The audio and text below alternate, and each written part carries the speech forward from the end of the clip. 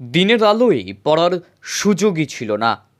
কচি হাতে সংসার সামাল দিয়েই উচ্চ মাধ্যমিকে ভালো ফল।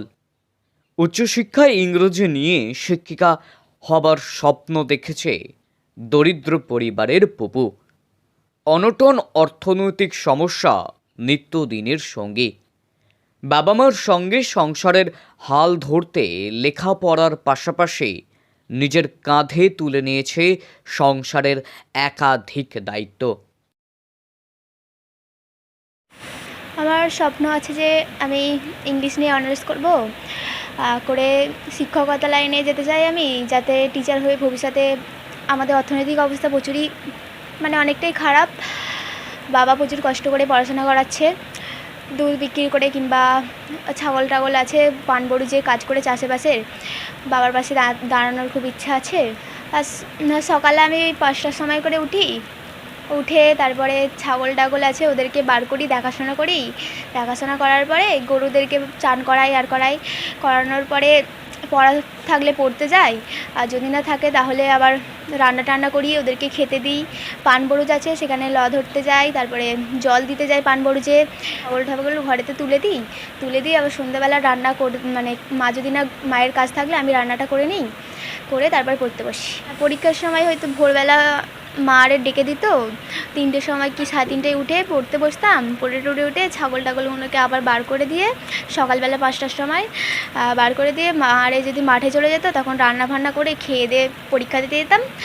পরীক্ষা দিয়ে সংসারে কর্মব্যস্ততার মধ্যে থেকেও উচ্চ মাধ্যমিকে 435 নাম্বার পেয়ে চমকে দিয়েছে করাতবেড়িয়া হাই স্কুলের ছাত্রী উলুবেড়িয়া করাতবেড়িয়া কাজিরচড়া গ্রামের মেয়ে পুপু কাঁড়ার। প্রতিদিন ভোর 5টায় উঠে 29টি ছাগল দেখাশোনা, তাদের খাবার দেওয়া শেষ হলে 3টি গরুকে খাবার দেওয়া, এরপর সকালে সংসারের কাজে সাহায্য করে টিউশন। যেদিন টিউশন না থাকে সকালে কাজ সেরে রান্নার কাজে লেগে পড়া। মেয়ের সাফল্য বলতে মেয়ে সারাদিনই আমাদের সংসারে কাজবাজ করে, আমরা মাঠে ঘাটে চলে যাই, আমাদের আর্থিক অবস্থা খুবই ভালো নয়, আর মেয়েকেই বেশি খাটতে হয়। আমরা মাঠে ঘাটে চলে গেলে মেয়ে রান্না বান্না করে রেখে খাওয়া দাওয়া করে তবে পরীক্ষা দিতে যেত। চেষ্টা করি যে যতটা ওকে পড়তে দিতে পারি পড়ে, বাদ বাকিটা আমরা নিজেরা চেষ্টা করে নিয়ে ও খানিকটা করে। পরীক্ষার দিনও কাজ করে, গরু ছাগল সব বের করা বাঁধা করে রেখে তবে আবার উঠে ওই খাওয়া দাওয়া করে রান্না করে তবে আবার পরীক্ষা দিতে যায়। তারপরে ওর একটু স্বপ্ন আছে যে পড়াশোনা করব, আমি একটু পড়াশোনা করে যেন চাকরি বাকরি করতে পারি, বাবাকে একটু সাহায্য করতে পারি। আমাদের মনে হয় যে এই ব্যস্ততা যদি না দিতে পারতাম, তাহলে একটু যদি সময় দিলে ও আরও বেশি ভালো নাম্বারটা করতে পারত। এর পাশাপাশি পান বরজে আগাছা পরিষ্কার, জল দেওয়া ও নও ধরা।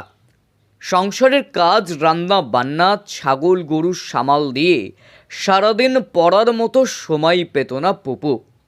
পড়ার জন্য সময় ছিল সন্ধ্যার পর। দুপুরে কোনোদিন সময় পেলে বইয়ে চোখ বুলিয়ে নেওয়া, আবার বিকেলে গরু ছাগল গোয়ালে তুলে তাদের খেতে দিয়ে সংসারের কাজ সামলে পড়তে বসা। এই ছিল পুপুর প্রতিদিনের রুটিন। হাওড়া থেকে রাকেশ মাইতির রিপোর্ট, লোকাল 18 বাংলা।